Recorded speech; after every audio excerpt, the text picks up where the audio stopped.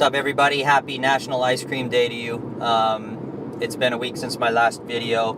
I passed 200 followers on Steemit, and I did a separate video for that, thanking everybody for following me there. And I want to thank everybody who follows me on Facebook and Instagram as well. A lot's happened, and hopefully while I'm driving, I got my lady here holding the phone. Hopefully, and you'll hear my baby in the background. He's singing to himself, so if you hear him, make any noise in the background, hopefully that doesn't distract from the message. But I want to cover some of that stuff. Hopefully I don't forget it because I'm driving, and it's hard for me to focus on driving and think about what I want to say. But one thing is Kid Rock is running for Senate, I believe. He said he's going to do, and a lot of people are making fun of him. Oops, I need to get over to that interchange there. And I'm all for it because he's pro-Trump. I'm pro-Trump. I always liked Kid Rock's music, and I think he'd be a good representative of our movement, making America great again. He's not your traditional Republican, but he does a good job of expressing what we want, and I think that would be a good choice. I mean, if the Democrats can have Al Franken, who is good enough, he's smart enough, and gosh darn it, Democrats like him. If he can run for his position, I think Kid Rock will do a good job as well. Oops, I went on the wrong on-ramp. That's all right. I'll just take a different route back to where I need to go. Next, we have this Russian collusion stuff with Donald Trump Jr., which is a big nothing thing again. And really what it is, it's a cover-up because the Democrats know they're about to get discovered for all the murders that they've been committing. And people don't really follow what murders have been happening. Recently, there was a Republican, I believe his name is Paul W. Smith. He coincidentally was discovered having committed suicide, and he was the one who tried to get the release of Hillary Clinton's emails from the DNC to see which emails were hacked. And of course, the DNC is covering up all those emails because they know that if the FBI or anybody else gets access to those videos, they'll discover that Hillary Clinton's 33,000 deleted emails will probably be on that server. So, and there are probably going to be other incriminating documents saved on those DNC servers. So the Democrats are pushing this Donald Trump Jr. Email issue. And Jay Sekulow, who's the attorney for the Trump team, brought up a good point that if there were shady Russian individuals, why is it that the Secret Service allowed Donald Trump Jr. to meet with this Russian lawyer and with this supposed ex-KGB guy if they were such dangers? If the Secret Service knew that there was a danger there, they wouldn't have allowed it unless, of course, they were in on it, which is another possibility. So it just goes to show that the deep state is really deep in it, and we've got a lot more draining of the swamp to do, and it's not an easy thing. So if you're a Republican and a Donald Trump supporter and you're feeling a little impatient about his draining the swamp, you have to be more realistic about what he's facing. He's got a lot to deal with there. Deep state has been around for a while, and I'm sure that they are the type that threaten new presidents and new officials into becoming part of the deep state as well. So Trump is holding his ground and having people pray for him to maintain his strength in standing up to the deep state, and he's still staying true to the people as far as I can see. And I believe that we need to stay strong behind him and support him in order for him to get things done. So just be patient with that. And then there was another... There's a former Haitian former Haitian politician who was involved with the global initiative where they were going to fund the rebuilding and restructuring of Haiti after the earthquakes, and he oversaw the funds and how they were routed, and he was basically set to testify this week that the Clintons stole all the money that was supposed to go to rebuild Haiti after the destruction from the earthquake. And again, coincidentally, he gets suicidal and commits suicide. From what I'm reading and hearing is that he had a successful business and life couldn't have been better. He was always in good spirits, but miraculously, last minute, he decides to commit suicide just before he's supposed to testify. And we've been seeing this continually. The Democrats don't want to address this, and their media mouthpieces keep covering it up. But people who are supposed to be testifying against the Clintons miraculously get suicidal just before they're supposed to testify. And I do remember that one person that wasn't connected with the Clintons, it was Andrew Breitbart. He's the one who started the Breitbart media thing. There were like a day or two before he was going to release some information that he claimed that would send President Obama to prison. He dies of a heart attack in his hot tub. Again, very coincidental. And you could say that if it was like one or two times that somebody died and it was coincidental that they decided to pass away or get suicidal. But, I mean, we're talking in excess of 50 people, you know, maybe even more now. Even including the guy who used to keep count of all the people who were dying according to the Clinton, they call him the Clinton body count.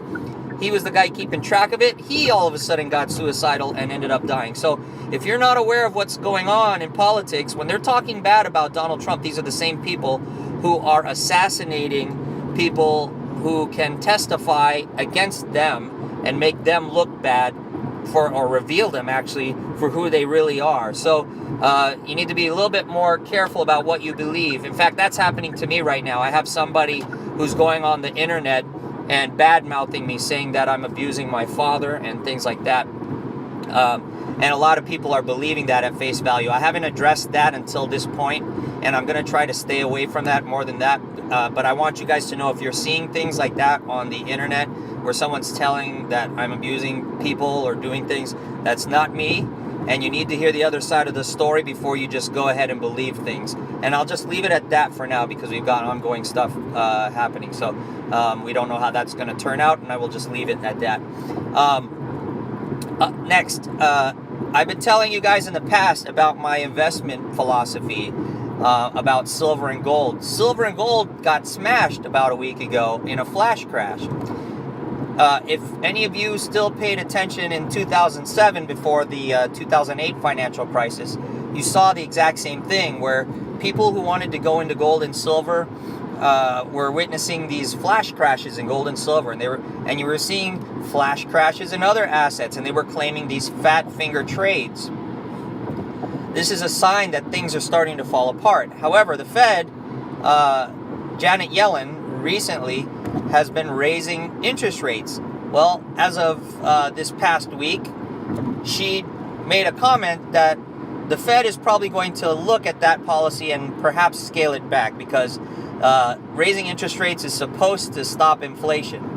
And the Fed supposedly isn't seeing inflation. Well, I don't know about you, but most of the necessities that we buy daily have gone up in price and are very costly. And especially if you want to buy a house, it's very costly to buy a house. Now, they're dropping gasoline prices, which I welcome. That's great. But they're claiming that inflation isn't showing itself, even though we know very well it is. But this is part of their story, so that they can use that to get people to support whatever it is the central bank decides to do. And I think the central bank may make the mistake of causing our economy to crap out, and they'll try to blame it on Donald Trump. But the reality of it is, who controls the money? If you want to know how the economy is going to turn out, who controls the money? The Federal Reserve. They control the printing of our dollar, and they control the cost of credit through interest rates. Both of those have to do with spending, and spending is what the Keynesian economists deem is the health of our economy. So if people are not buying things, our economy is not healthy. The flow of blood, or the flow of money, is stopped. And anytime you stop the lifeblood of a body, you get a heart attack or you get a stroke. That's what we're going to see eventually in our economy if they keep raising rates. However, like I said, Janet Yellen is indicating that they're not going to raise rates again. We'll see in September. If they raise in September, we're going to get a major crash. But just by those comments that they might scale back the interest rate hikes, she really upped my portfolio, because I've been doing this. I don't know if I told you my portfolio strategy. I was worried about, I'm invested in municipal bonds, and I was worried about them as you raise interest rates, because what municipal bonds are, they're basically governments, city governments, state governments are borrowing money in order to finance whatever it is they're doing throughout their operations. So they borrow money from the people in the form of bonds. And typically a municipal bond has to do with a city. And the Fed started raising interest rates. So what the interest rate hikes have done is it makes debt or loans more expensive. So as the Fed has been raising interest rates, you're starting to see some states going bankrupt. I mean, Illinois is the most notorious recently, where they can't afford to pay their bills. And so they had to even stop the lottery there, because they wouldn't have been able to afford to pay out any winners in the lottery. So I was really worried about my municipal bond portfolio, because I saw that the Fed was raising interest rates. So what I did is I redirected some of my dividends that were coming in from those bonds, the income stream that was coming in from the bonds, and I put it into high yield corporate bonds. In other words, junk bonds, because they pay a lot more, because I wanted to have a larger stream of income coming in.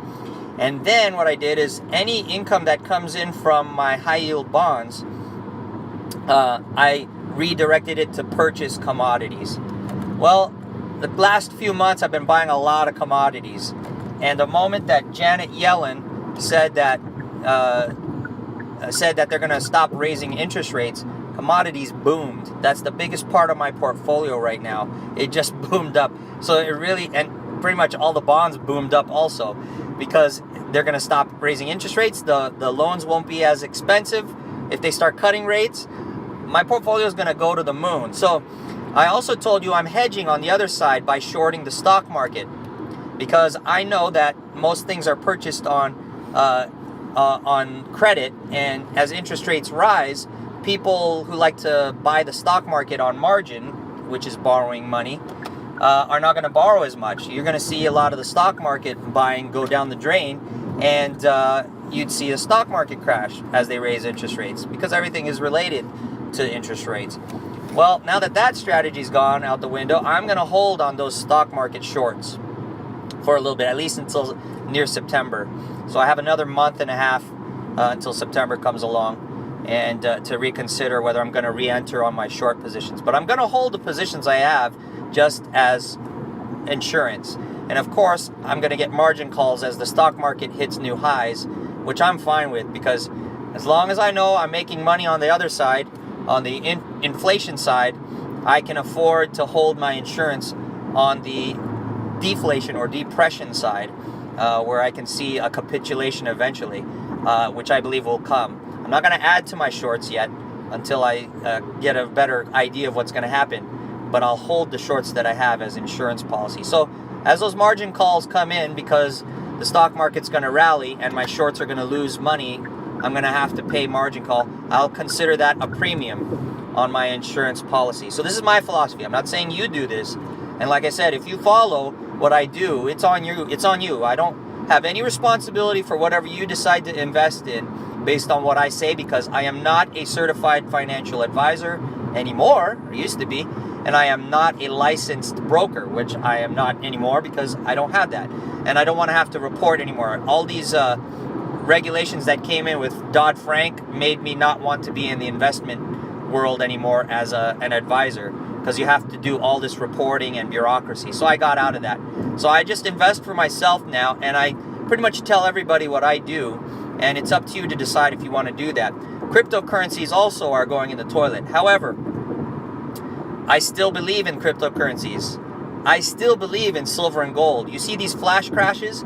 I still believe that silver and gold are going to go crazy, because in the end, what the Fed is signaling that they're going to do is whenever there's a problem, they're going to inflate our currency. They're going to print money. They're going to make this disguised effort to raise interest rates to supposedly control inflation. But then when things crap apart or fall apart, like they do, like I said, Fed raises interest rates until something breaks.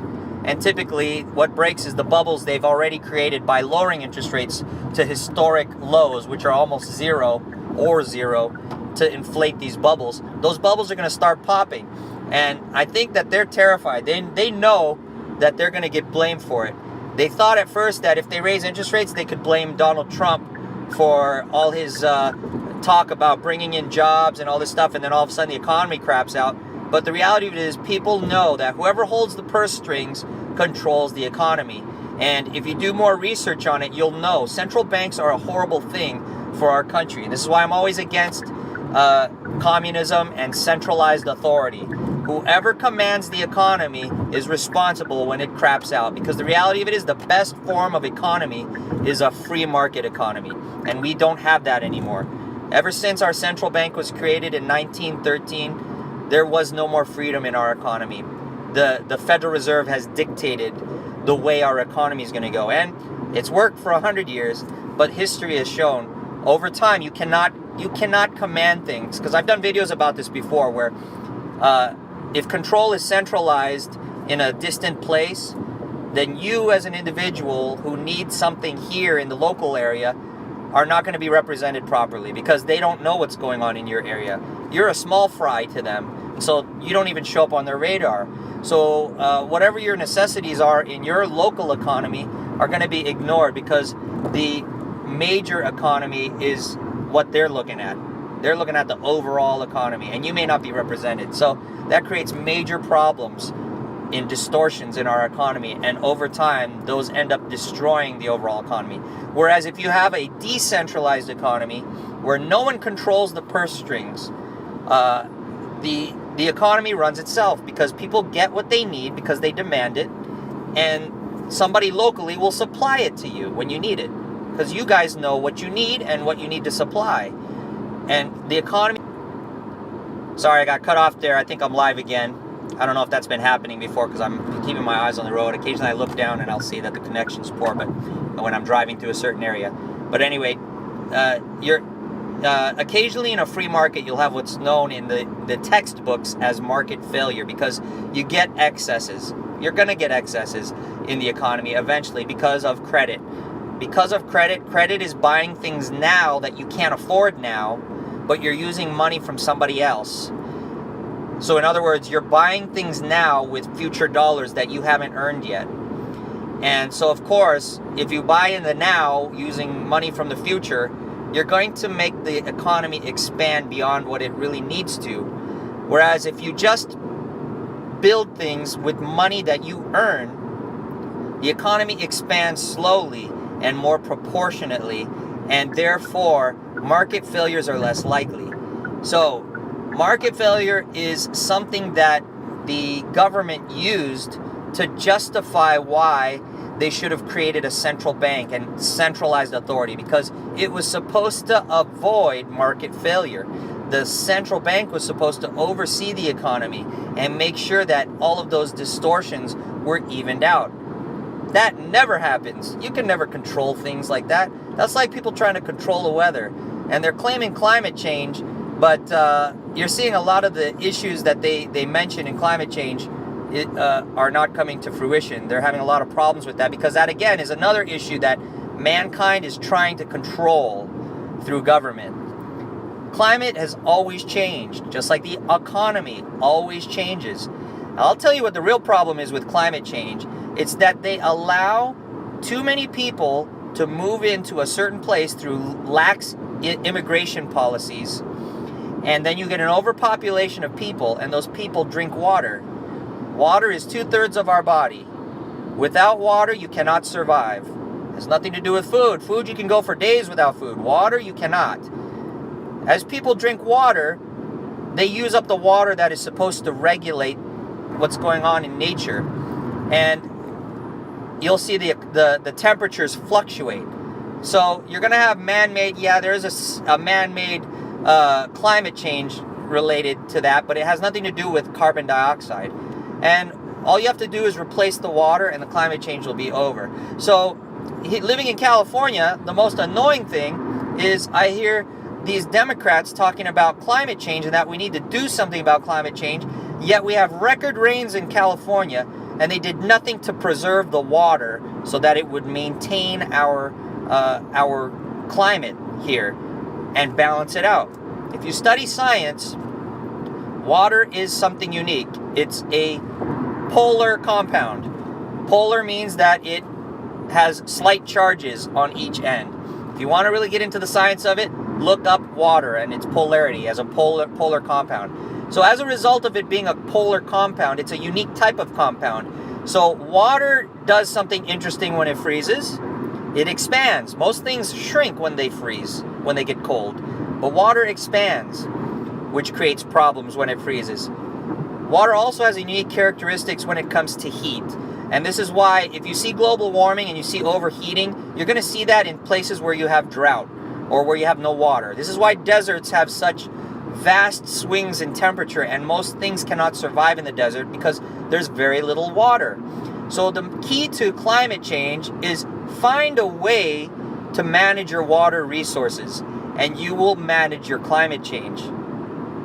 Something to think about. Okay? Water has something known as a high heat capacity, which means it can hold a lot of heat for a long period of time, even without a heat source being constantly under it. As a farmer, I learned this because I like to grow plants. There are some plants, especially here in California, like citrus, where if the temperatures drop, the plants die. They just die because they can't take it, because water expands when it freezes. So the water inside the plant expands and it destroys the cell walls of the organism. And basically the plants bleed to death. Their cells get destroyed. Everything inside the cell of the plant flows out and the plants die. And so water is the solution to that. What farmers will do is they will spray water on top of the plants. You have to really think about this for once. The plants have water in them and they're out in the cold, so the water is expanding. The water the farmers are spraying is hotter because it's still fluid, it's not frozen. It's coming out of the sprinklers. And so it has a heat capacity to it. So it's holding the heat and it lands on the plants and it warms up the plants. So farmers will run their sprinklers overnight in a freezing condition. It seems almost counterintuitive to run water when it's cold outside, but that's what farmers will do. It'll keep the plants warmer so they don't freeze to death and die. So this is your issue with your global warming. If your climate is out of whack, you don't have enough water. California is run by Democrats who allow illegal immigrants to come in. And people like that concept of illegal immigration because they're loving people. They want to help people. We allow refugees in. We're loving. Don't be so loving that you commit suicide. Because the reality of it is, people don't like traffic. Traffic happens when you let more people in. Water usage, they use water. Water usage happens when you let more people in. If you're wondering why California's in a drought, look at why we allow so many people in here. So if you really want to manage your resources, manage all of them. Your people, your water, your money, everything is connected. Your time. This is what I'm going to end with. Time management. Time management will teach you to manage all of your other resources well, because you have a limited amount of time. And you need to understand how to use it so that you can maximize your time here on this planet. You have a limited amount of time. Eventually you're going to die and you're not going to be here anymore.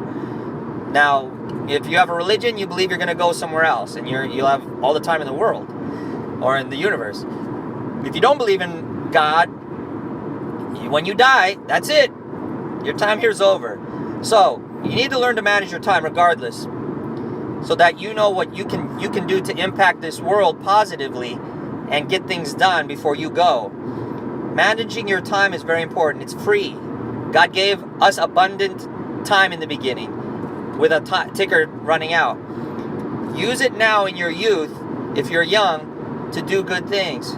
If you're old, figure out how to do things to maximize your time. Don't just do one thing in 10 minutes. Figure out how to do 10 things in 10 minutes. A lot of that has to do with, we have technology now where you can multiply and leverage your abilities. Back in the old days, we had to wash clothes by hand on a washboard, and it took hours for us to scrub to get our clothes clean. Now you got a washing machine. Throw it in there. Let the washing machine do the wash. You know how long it takes for a cycle at the washing machine. You can go do something else while the washer is doing that. You can automate your bill pays, where you don't have to sit down and do your ledgers and your budgeting by hand anymore. You can have your computer do it. That's another thing you can do. Utilize the technology we have to make a better future. Manage your resources. Oh, my baby's crying. I think it's a little hot, so I'm going to put on the air conditioner. Let him cool back up there. But anyway, so that's what's going on here. Silver, I still see silver as a great thing. They're controlling price. Silver's cheap. Buy it now. Buy it on dips. That's what I say to myself. If you want to follow it, it's up to you. But I believe that when silver falls, it's the time to buy it. And that's the only time to buy it, when silver falls. Stock market, I short it when it goes up. Only when it goes up. I don't short it here and wait for it to go up. No. If I believe the stock market is going to drop and I know things are manipulated, I let them manipulate it up and then I short it. If silver's good and I know they're going to manipulate it down, I let them manipulate it down and then I buy it. So this is the philosophy you need to have. It's no longer a philosophy of free market and research to know perfect entry for in traditional sense. Now it's knowing that the markets are manipulated. You can utilize that manipulation in your favor. And with derivatives, you have a chance to become very, very wealthy. We saw with the cryptocurrencies how many of them went from double-digit prices to quadruple-digit prices. I mean, if you put in like $1,000 in many of those cryptocurrencies at the bottom and you sold out at the top, you are a multi-millionaire because of these types of things. And cryptocurrencies are a new thing which the governments and central banks around the world are attempting to push everyone into. You see with India taking money out of the system and forcing people into digital form. You're going to see that all around the world where they're starting to go digital. And India and Japan have accepted Bitcoin as a medium of exchange. So it's going that way. And even though you're seeing the cryptocurrencies get beat down, again, like silver, I see a good buying opportunity there. But silver is something physical that I own. Cryptocurrencies are a little bit more speculative. So I buy more silver than I buy cryptocurrency. So that's just my spiel on that. All right, you guys have a good week. If anything else comes up that's super interesting, I will fill you in on that. And most likely I will do a new video. But if not, I'll see you next week. You guys have a good week, and God be with you.